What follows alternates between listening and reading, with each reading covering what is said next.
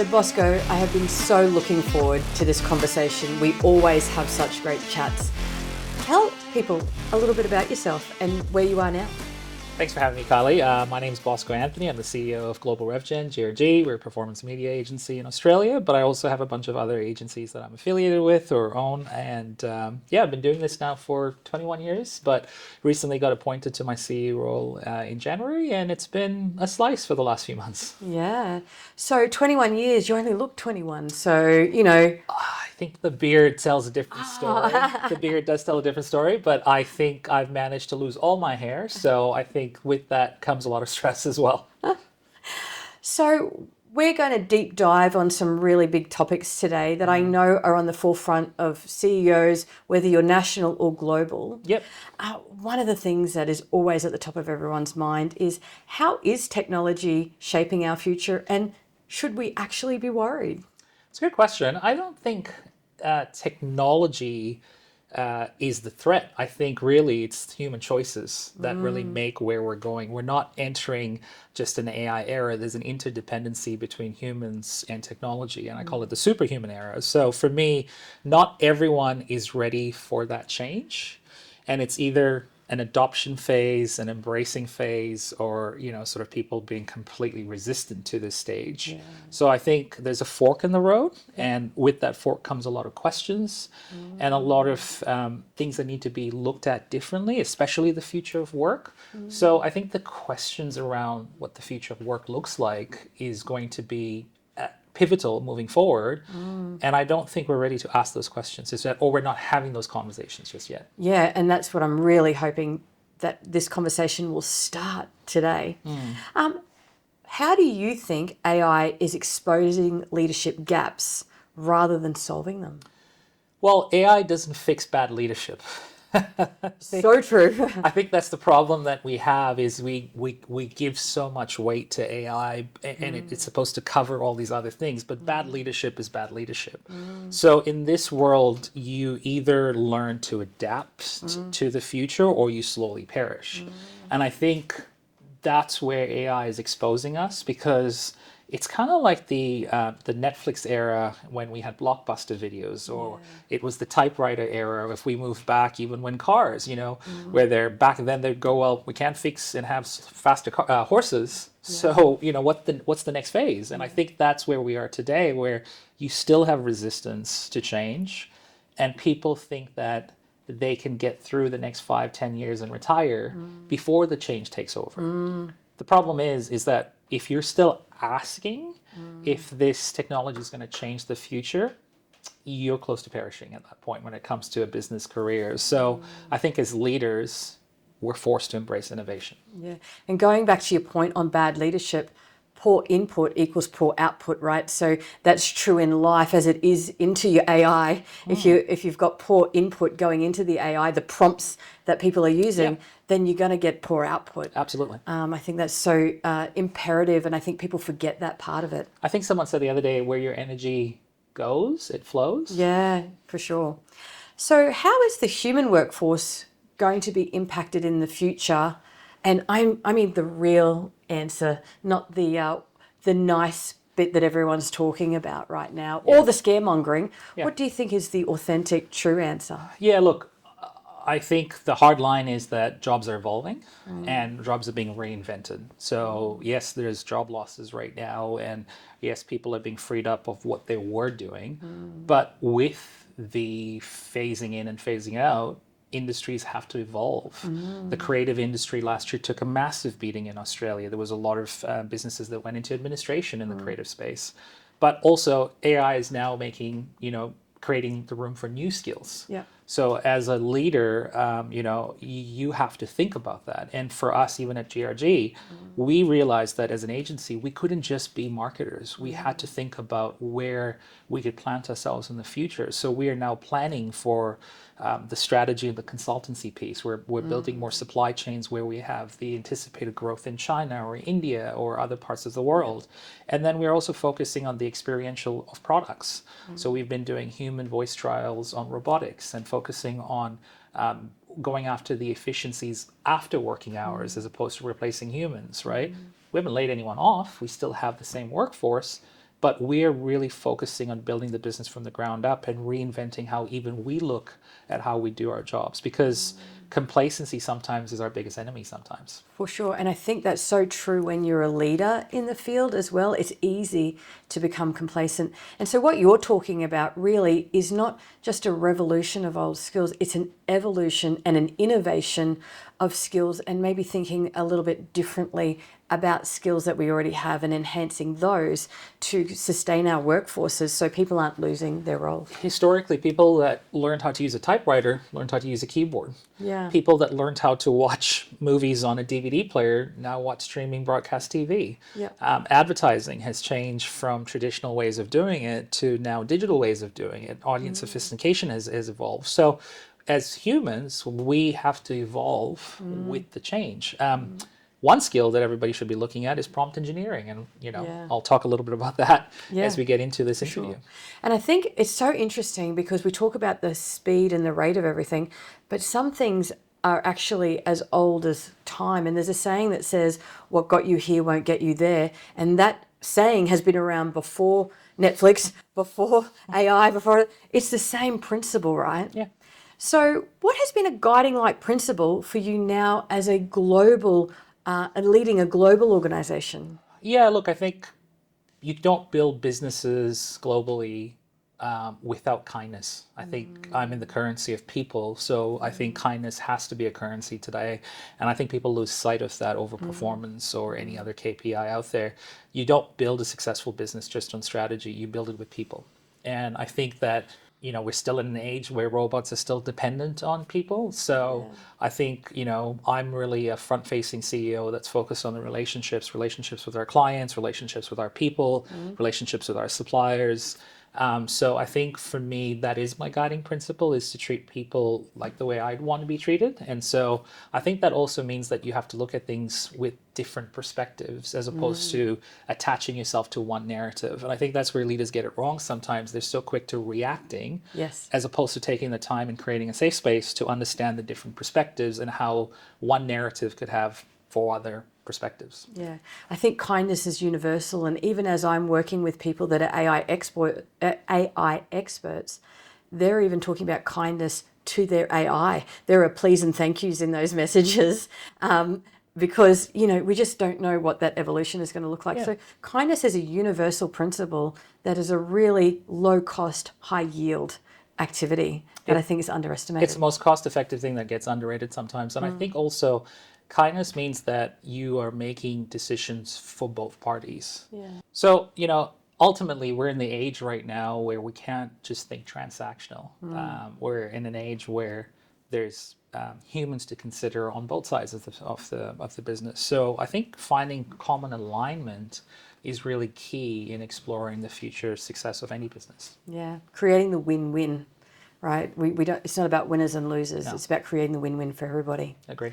So wholeheartedly agree. How do you manage and juggle multiple priority businesses, brands, whilst maintaining a CEO role?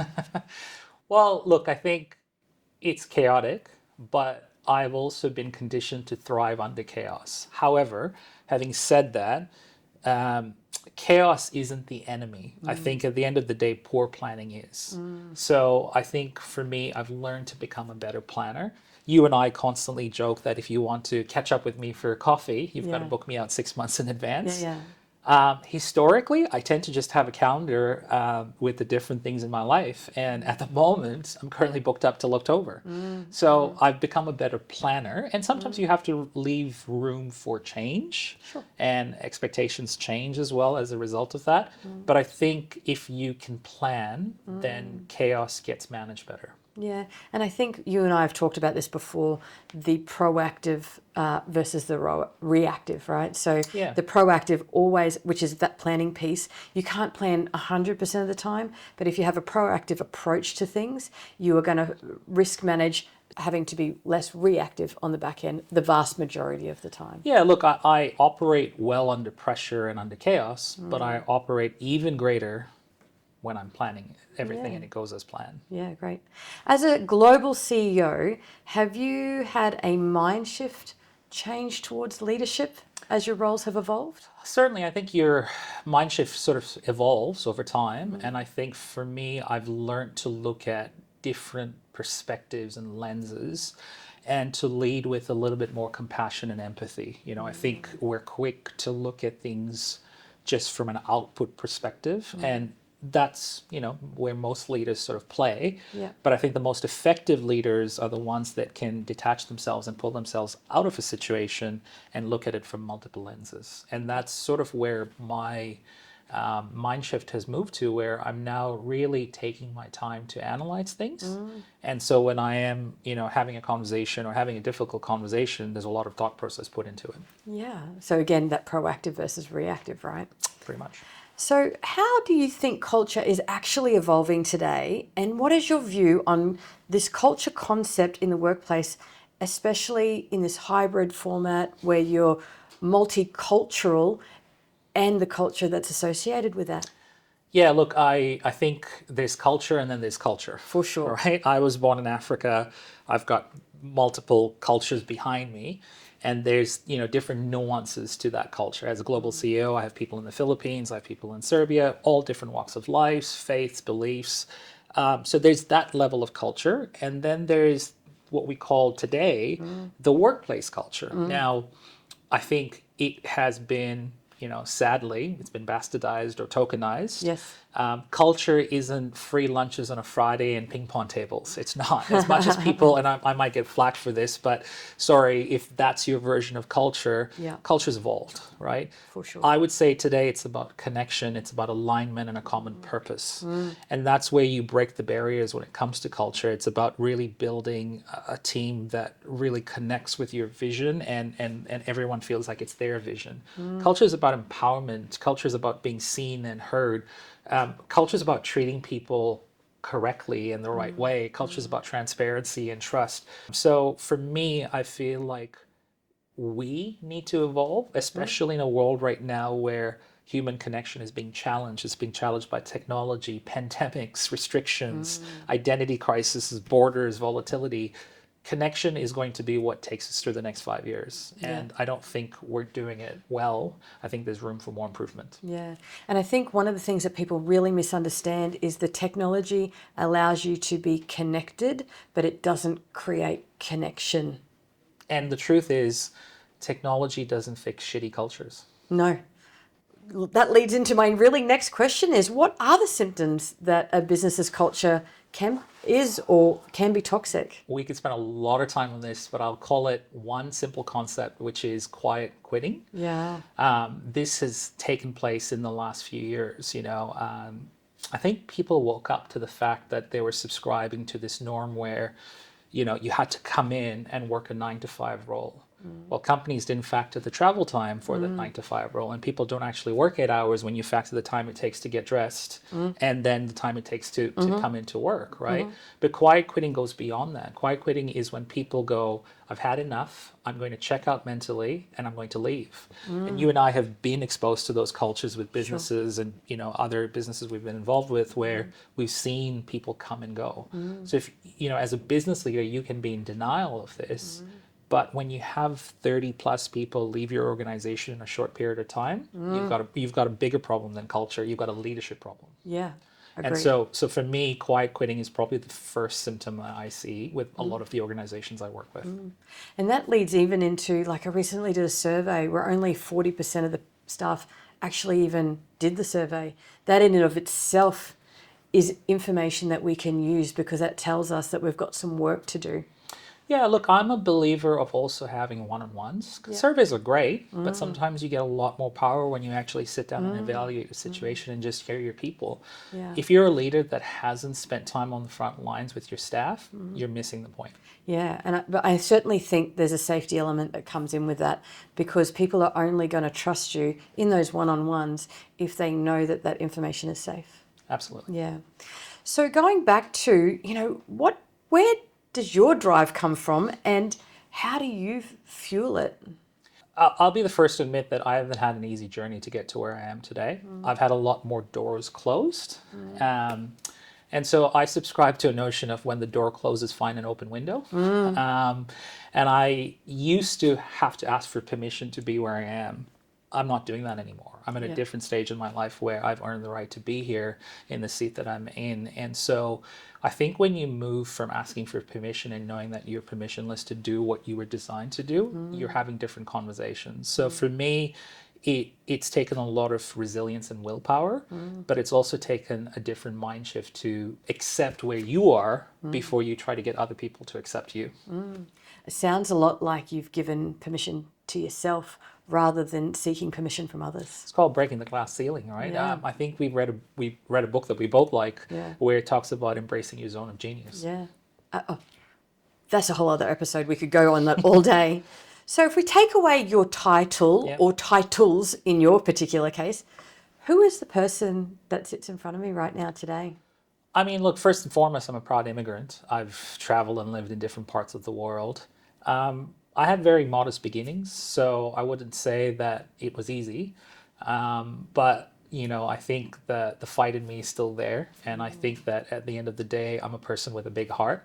And I think I was fortunate to have a really strong mentor in my life who's no longer with us, but he shaped my career and defined what I was doing. And so I'm a person that believes in leaving things better than he found them, and that's really the core of my DNA with anything I do, with my relationships, the businesses, or the people I work with, where if I don't feel like I'm empowering a situation, empowering the people, then I'm not utilizing my strengths. Yeah. So, we talk about that ecosystem being so important, so that you found that mentor for you. And then also that transformation piece, which really is that legacy, which I believe you leave regardless of whether it's a conscious or an unconscious one. So we're far better off leaving a conscious legacy. I think it's also, I think an important question to ask yourself is, who are you becoming? And it's a question we should all ask ourselves every year. I have a friend that's written a book about that. And I think there's another question that I like to ask people in businesses, and it usually trips them up, which is, if you know you couldn't fail, what would you do? And it's a different question to ask, because then you're not looking at it from fear, you're looking at it from a different perspective. Okay, so on reflection, and you know me, I love a good reflective practice. What did it take to get here? People will tell you it's brilliance. It's not. It's resilience. I think for me, I feel like you have to really reframe your thinking when you're trying to break the glass ceiling. And sometimes that weight can be people in your network. It could be the energy that you surround yourself with. It could be people that press you down. I've unfortunately lived in countries and cultures where identity was questioned, or people said it wasn't right for you to lead a pack, or it wasn't right because you came from a different background. I've gone through all of those scenarios. I moved to North America after 9/11 and had consequences as a result of that. I lived in countries that were shaped by other countries going through civil war. So there was a lot of challenges growing up. So I wish I could say that, it took knowledge. Yes, knowledge is power, but I think resilience was really what pushed me through. What do you think people get wrong about resilience? I think they try to. So I'm not a fan of disc profiles. Yeah. I once had a leader say to me, I think they read a book called Surrounded by Idiots. Yep. And they said, oh, Bosco, you're a red. Yep. And I think you and I had this conversation when we were going through, I think you were at one point giving me some advice about, my future career. Yeah. And you pointed this out and said, you're conditioned to be a red because of the environment that you're in. And the thing where people get it wrong is they're quick to create labels. Yes. Right? Because, so much. As a company, I was in this company where I was put in a reactionary environment where I had to be the red. But really, most people who are in the front lines, or people who speak or anything else, are fake extroverts. Yeah. We're analytical thinkers. We could be in different zones of geniuses. And I think your condition and your environment dictates who you are. So I think for us as leaders, we have to be very careful not to label people and try to look at every situation with a new lens. Yeah.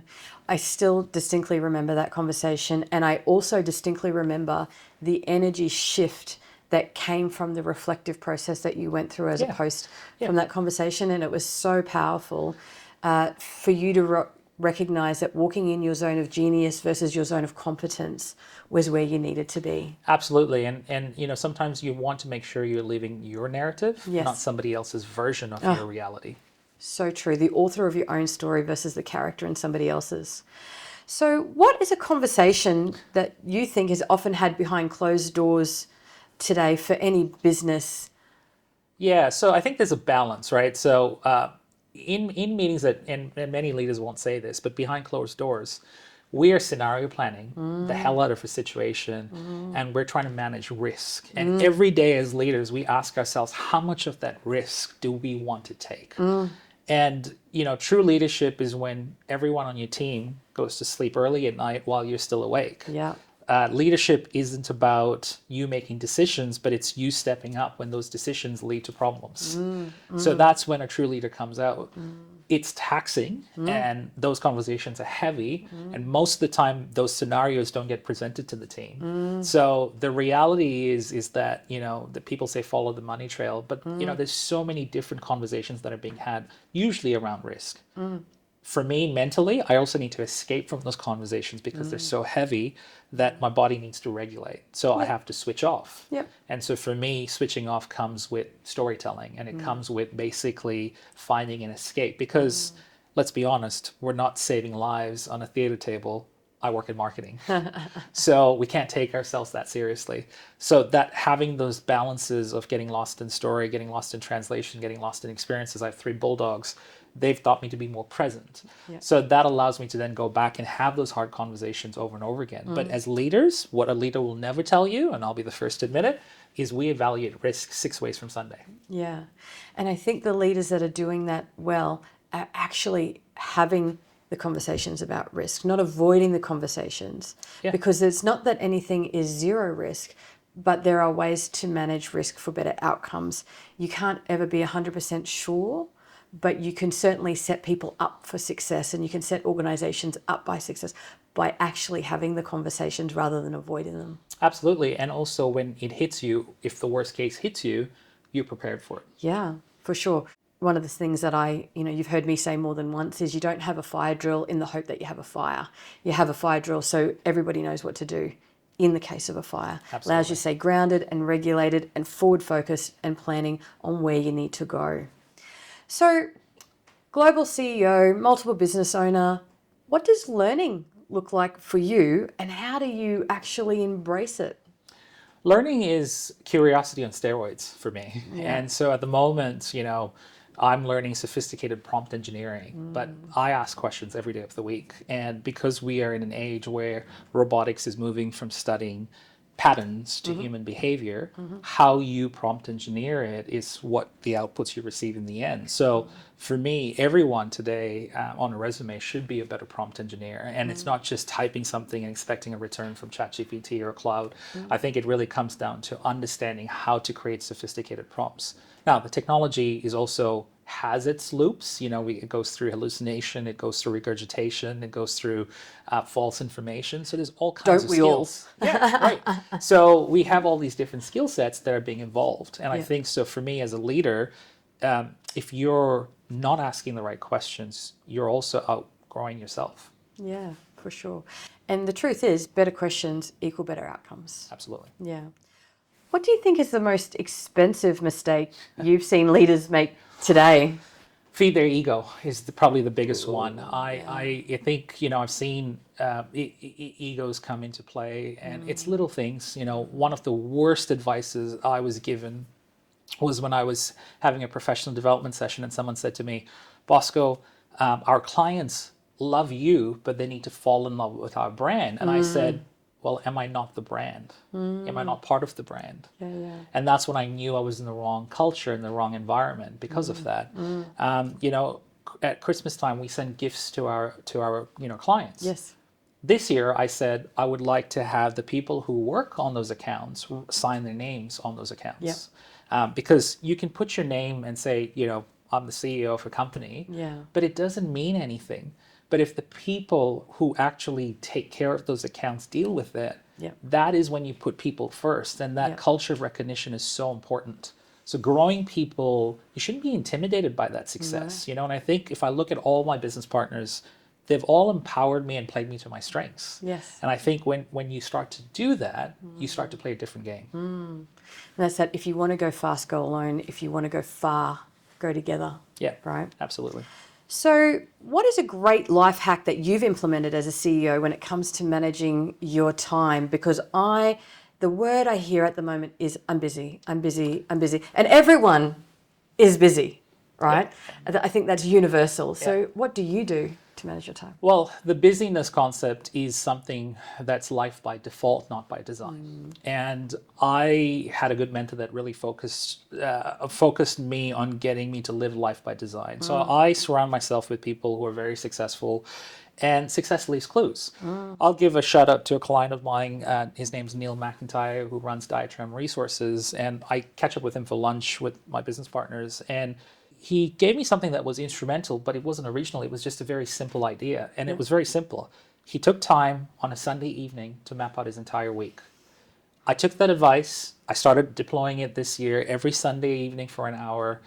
And the results have been tremendous because I'm working against the grain. I'm working against the clock. When everyone else is busy, I'm planning. Yeah. And so for me, a really strong time hack is really prioritizing what are the core necessities for each day and starting with the biggest priorities as quickly as possible. Because as the day progresses, your zones of genius start to deteriorate. For sure. And it becomes less about being proactive and more about being reactive. Absolutely. I think that's, for me, that has been also, I didn't hear it from your friend, but I think that the ROI is exponential. So as someone who's lived and worked all over the world, what was an unexpected lesson that has really served you well? Look, I think I'm in a different stage in my life right now where I'm playing chess, not checkers. Yep. And I think the games we play as leaders today is when nobody sees those games. So everything I do is intentional and by design. It's really focused on getting strong outcomes. So the lesson for me is to really stay curious and embrace those outcomes and bridge the gap. So the moment you think you understand everything, you start to outgrow. I just came back from Japan in December, and just being around an old culture where there's a fusion of old and new cultures, food, culture, history, you start to pull yourself out of that situation and you look at life at a different lens. So for me, the biggest lesson today is to focus on the game you're playing as a leader, but also make time for your own personal growth. Yeah. Oh, could not agree more. And it's interesting. I recently just came back from a global conference also. And one of the things that I just sat and observed and just looked and was really just witness to that, and that personal growth and learning of being able to witness that is going to serve me exponentially professionally as well. And I think the interchange of both is so exponential. So success is a word that is bandied around all of the time. You know, my definition of success is taken from the original, the OG of personal development, Earl Nightingale, that says success is the progressive realization of a worthy goal or ideal. What do you think success looks like for you long term? Well, I think from a travel perspective, have less travel. I do about 30 to 40 trips a year. And, I think I try to travel light as I pace through that. So my travel hack is travel light and manage your expectations. But for me, success long term is about embracing your own identity. And I'm in a different stage now where I'm not asking for permission. I'm operating at a different level. And I think most leaders that get to this stage are doing the same. So for me, success is the energy that you surround yourself with. Success is the people and the stories and the outcomes and the heroes you create as a process of leadership and servitude. Success is about the intentions and the energy that you put for greater outcomes. But for me, success is also peace, prosperity, and more importantly, purpose. So precision is how I tackle those three areas, but the moves I'm making today are for the moves tomorrow. So as a leader, I think we all know where we're going to end up.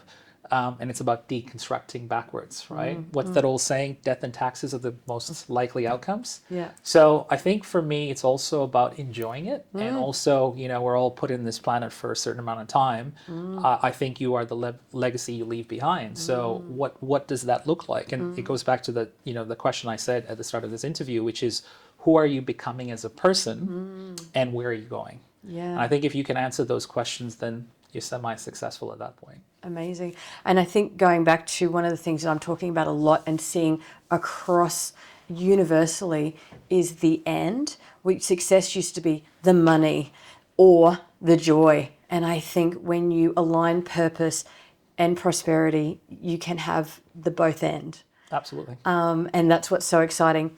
You and I could always talk for hours. And one of the things that I talk a lot about is that ecosystem. And I'm so grateful to have you in mine. And thank you so much for spending time with me today. Absolutely, Kylee. Thank you for having me as well.